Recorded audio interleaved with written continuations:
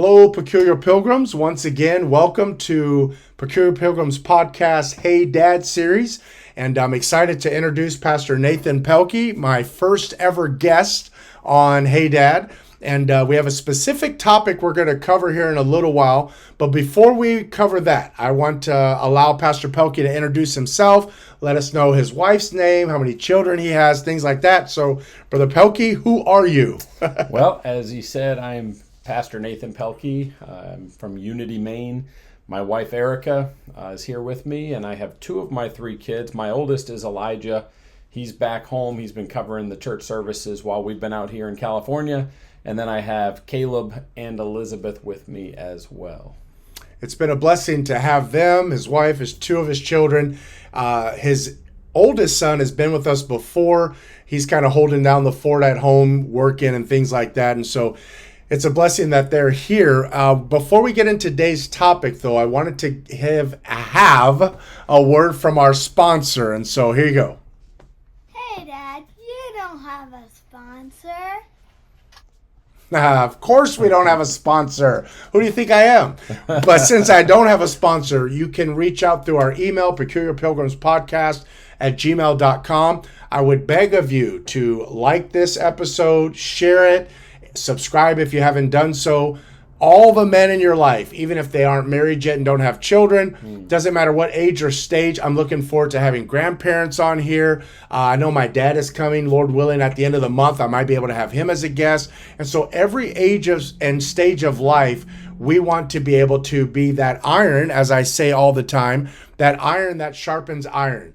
It's vitally important that we understand what we have as individuals isn't just for us. It's vitally important that we realize what we have is also for other people. And so that's why I've asked Pastor Pelkey. He didn't come to California to do this, but since he's here, I thought, man, it'd be awesome if we could talk. So I'm going to dive right into our episode. Yeah. The point of it and the question that I have for you, and I'm sure we'll go back and forth on this, is how important, I know it would be dumb to say, is it important? How important are friends in the lives of fathers? Maybe yours specifically or generically. Do fathers need friends? Yes, we know that. But how important is a friend, a godly friend, in the life of a father? I would say having a godly friend is super important. Like the verse you showed before, iron sharpeneth iron.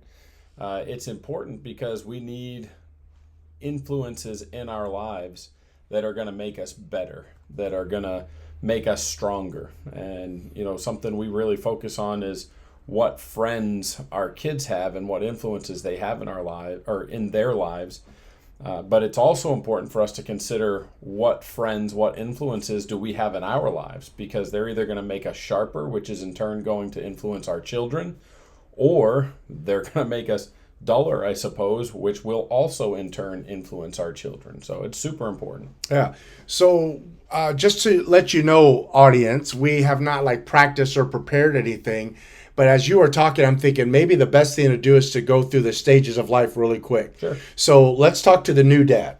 Yeah. No children, wife is pregnant. Okay, go back in your recesses of your mind when your bride, Miss Erica, was pregnant, first child, don't have any kids. What message do you have in hindsight now to a younger Nathan or a new potential dad out there, or even a dad that has a baby, no other kids, first child? Yeah. What insight, what help, especially under the umbrella of you're not alone? Because a lot of us dads, we think we're alone. We think we're going out this alone, or no one understands. This is our family, therefore no one gets it. And that's not true. I remember early in my marriage, I didn't think my dad or my father-in-law had any input that would help me because they don't understand. That's ignorance, but it was also pride. And so let's help the new dad. Any information you want to give with that, even in your own history or any Bible thoughts or anything. And I know we're put on the spot, so I'm going to stall a little bit. But any thoughts? Yeah, I would say, have friends that are, I would think, three phases. So one, have at least a friend that's at the same stage that you are, because you have someone that you can share in each other's pain, share in each other's difficulties. Yeah, I was up. I took tonight's shift of changing the diaper and calming the baby down after mom nursed, and you can share those pains with each other and encourage each other through those things. Also have a friend or friends that are somewhere in the middle. You know, the kids are a little bit older. You can see, I would say be, watchful. This friend has toddlers or maybe, a little after that, and they're doing a good job. I want my kids to be like their kids. Yeah. And that's a good friend to have because they've gotten to this point. You'll be there before too long. What are you doing? What can I learn from them? What can I observe from how they're training their children, from how they're raising their kids? And then I would go even a step further. Someone who's got older kids, maybe young teens or teens, that you are watching and you say, boy, they've got really good kids. They're doing a good job with their kids. I can learn from them. So have friends that are going to sharpen you, that are going to make you better, that are going to help you with your children. And I would also say great kids is good, but also watch the marriage. Do they have a great marriage as well? Good. Because you want to sharpen one another, not just with raising your children, but also with your relationship with your wife. So that's good. I remember even, and I'm sure you've been there, I remember when Chanel, my first child, she's our oldest, and I remember when she couldn't sleep. You're talking about taking the shift. Mm-hmm. And for us, we were living in Louisiana. I was in the military at the time, and she just would not go to sleep. So we put her in the car seat, put her in the car, and I just drive laps around the neighborhood. Sure, yeah. And sure enough, she'd go to sleep. And I remember one of the first 2 or 3 times, get her in the house, take her out of the car seat to put her in the crib. Again, new dad, mistake, leave her in the car seat. And so it is things like that are overwhelming as a new dad. But at the same time, when someone says, leave her in the car seat, right, something something so simple allows mom and dad to get some rest. And it's the things you do learn, the hard way, OJT, on the job training. But at the same time, you can learn from someone ahead of you. So I appreciate that. Yeah. So now let's fast forward. I now have, let's go to sports. Our kids are in the league. Let's specifically address, we're a Christian family. We're playing baseball at the park in the public league with non-Christian kids. Sure. How do you parent that? Because, as parents, we want to put this umbrella of perfect protection around our kids. Sure. But now they're playing. I mean, baseball has 9 on the field and another maybe 7, 8 on the team. Big team, a lot of kids. They're 7, 8, 9, 10 years old, being influenced by them. Yet at the same time, we're not called to be monks, or even our children. So how do you navigate that as a parent? As a dad, and underneath the umbrella of friends too. Sure. Yeah, sure. So that would be, I guess, what I would probably do in that situation is be as involved a dad as you can. Maybe you help out with coaching, or you help with keeping score, somewhere where you can be close and kind of keep a watchful eye, but maybe not so involved that you're, seem like you're a creeper or anything, but just involved enough that you see what's going on, you can hear what's going on, you know what the kids are doing and how those other kids are influencing your kids, so you can at least talk to them afterwards and say, tell me about this conversation that you had, and you can discuss it and help them understand or see what's wrong and what's right and how they might be able to help that person, either get to know the Lord, get saved, or maybe they happen to be a Christian and they can get on the right track if they're not on the right track.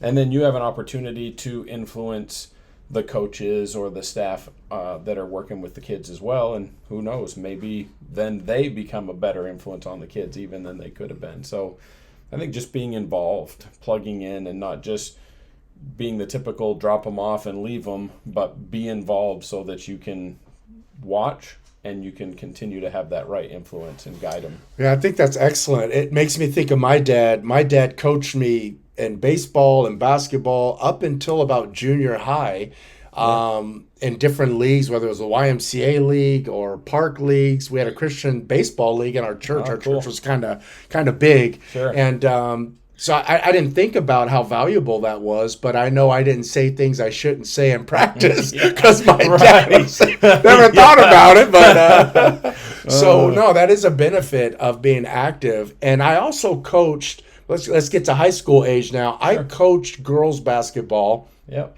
I coached guys basketball as well in high school. And I did know a lot of parents that were the drop-off parents. Right. I would receive texts, hey, what time's the game over? It's different, mom and dad, and we're talking to dad specifically, but Yep. it's different when the game is away. It's an away game. You can't make it. You're getting off at 4. The game's at 6. It's tough.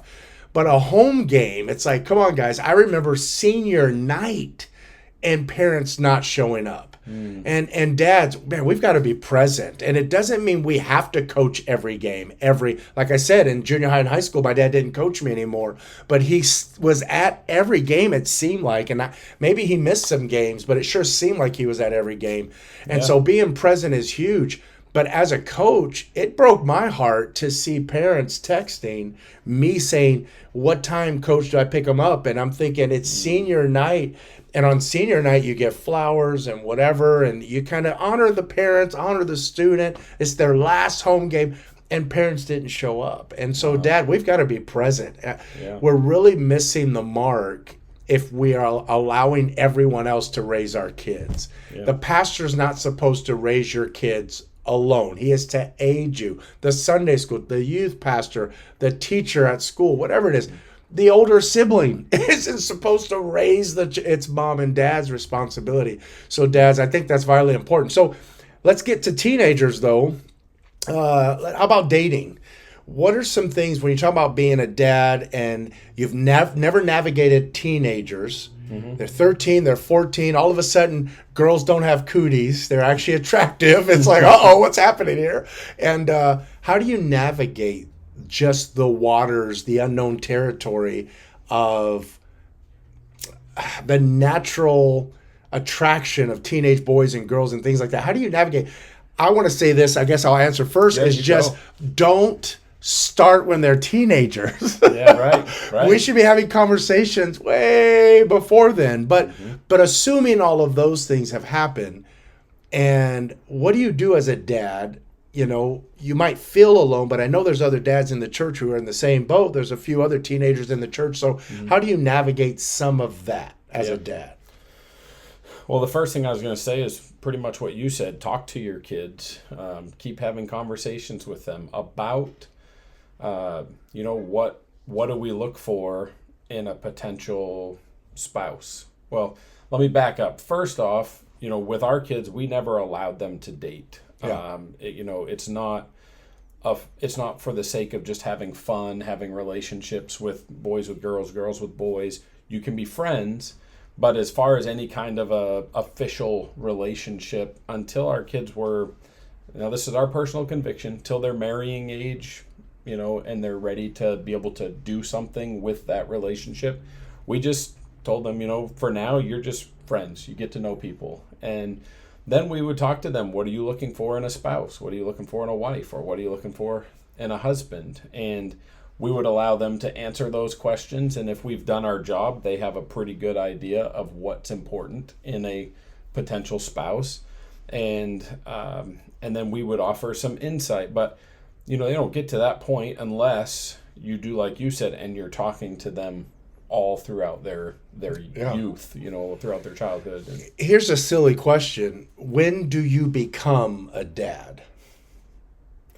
Well, I guess when conception. When God allows your wife to get pregnant. Yeah. And then 9, 10 months, whatever, 8 months later, 7 months for some, preemies.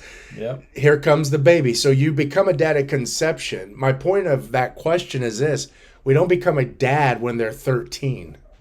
Yeah. We don't become a dad. Oh man, he's 16. He's driving now. We're a dad when God brings life into the womb of our spouses. And Absolutely. So it's vitally important that we jump on that bandwagon day one. I remember praying for the spouses of my children when they were in diapers. Yeah. As my daughters got older, I started calling their future spouse Mr. Smith. And I would ask him, and I do that with Sky. I'll say, hey, I wonder what he's doing today. Wonder where he's at. He better be being good, and we pray for their spouses so that when our children are older and teenagers and young adults, which we're going to slip over in a young adult phase here real quick, but when they're young adults, we've captured their heart. Yeah. Proverbs talks about, my son, give me thine heart. I think the next step as kids, give me thine heart. But at some point, I believe dads give it back. They start making their own decisions. And that's when I believe, like David in Psalm 51, created me a clean heart, O God. That's where we want our children. We want them to trust us, like Paul, follow me as I follow Christ. Yeah. Trust us. But at the same time, when we, if you will, give their heart back to them, if you will, we always parent. Last episode, we addressed that. Yep. But when they have the decision-making in their hands, we want them to say what David said, without the scars of Psalm 51. We want them to say, create in me a clean heart, O God, and renew a right spirit within me. And so a lot of being a father, I could tell you the failures of this dad early on was career, money, houses, cars. I wanted things, and I had those things. We owned homes, we had nice cars. We would buy a new car, give the old one to my parents. I mean, we were keeping up, not even with the Joneses. I felt like we were the Joneses, but I was at the expense of my own children. My wife, like I said last episode, she told me love is spelled time. And I was spending so much time for my family in my mind, not realizing I was losing their heart. I wasn't with my family. And so when they do become young adults, of which you're raising right now, Pastor Pelkey has 2 young adults, and he's got one just around the corner. She's not that far from being 20 years old and done with high school and such before that. And then I've got a couple adults, and then you guys know my old family tree. It's all up here behind us. But in raising young adults, so he's not yet had one get married, nor have I. And so in raising young adults, how important is it to have their heart before they get there? Yeah, I mean, it's extremely important. You can't even put a price on it, or you can't say you have to have it. If you want your kid to be what God wants them to be, if you want them to marry who God wants them to marry, if you want them to live for the Lord, you have to have their heart, or else they won't. They just won't.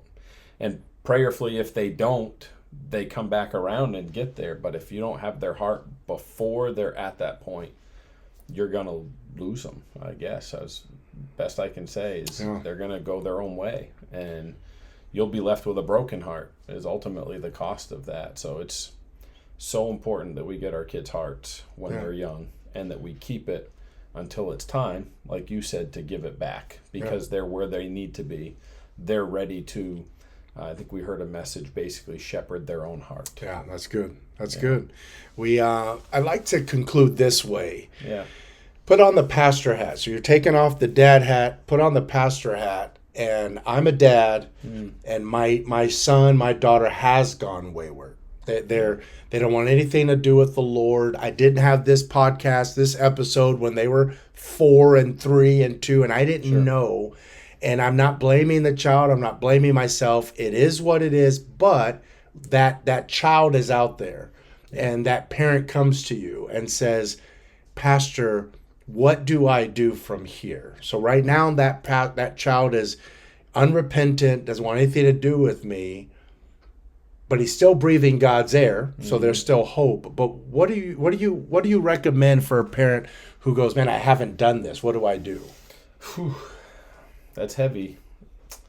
You keep loving the child, even if they have nothing to do with you. You continue to pray for them, and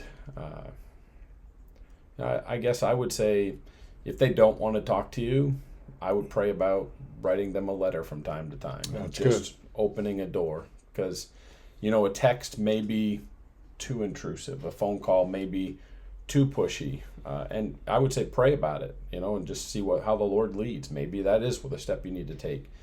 But at the very least, I would pray about just sharing your heart and be open and honest. You failed. There were failures that have led to this point.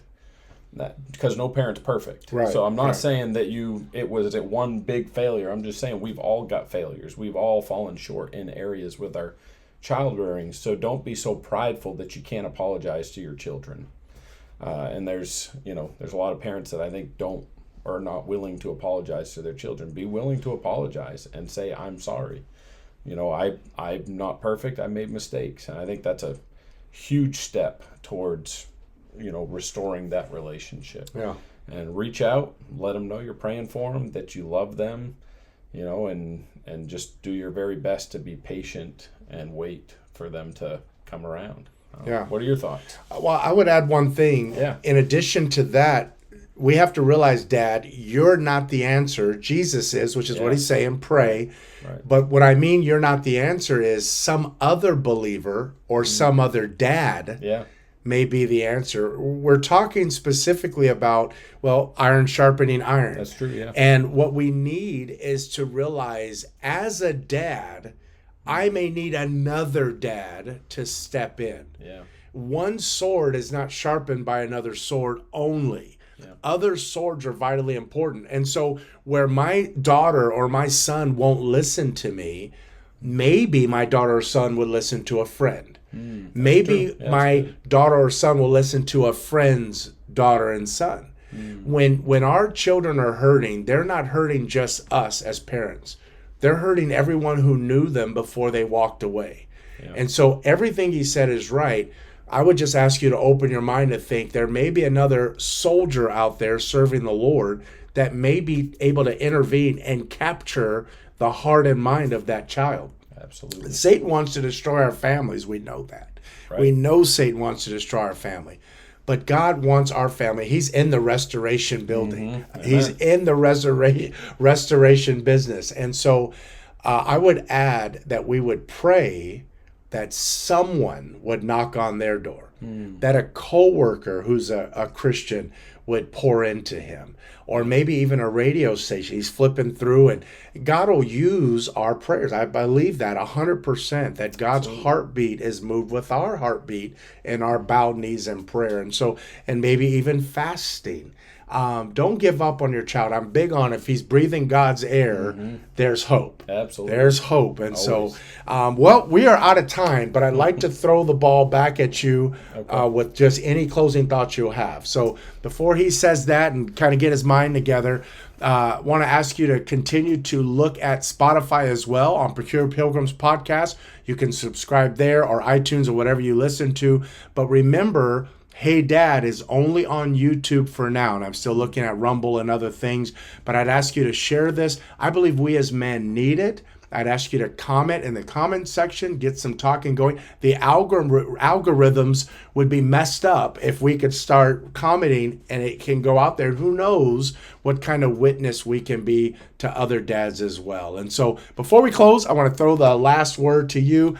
It could be off topic. It could be on friends, whatever you want to say, and we'll close. Well, I guess I would say keep striving to be the best dad that you can be. And part of that is also being the best husband to your wife that you can be. So keep striving to have a strong marriage, to be a dad who's going to lead your children and train them and help them get through these next phases.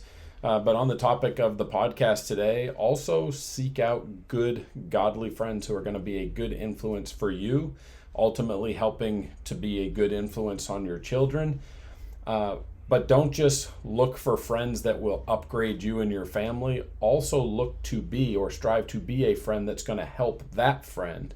So it can be an iron sharpeneth iron. Don't let the relationship be one way. Be a good friend to your friend so that they can in turn be a good friend to you. So, yeah. All righty. I appreciate it, Pastor Pelkey. Yes, sir. Looking forward to our next episode, the next guest as well. Never let up.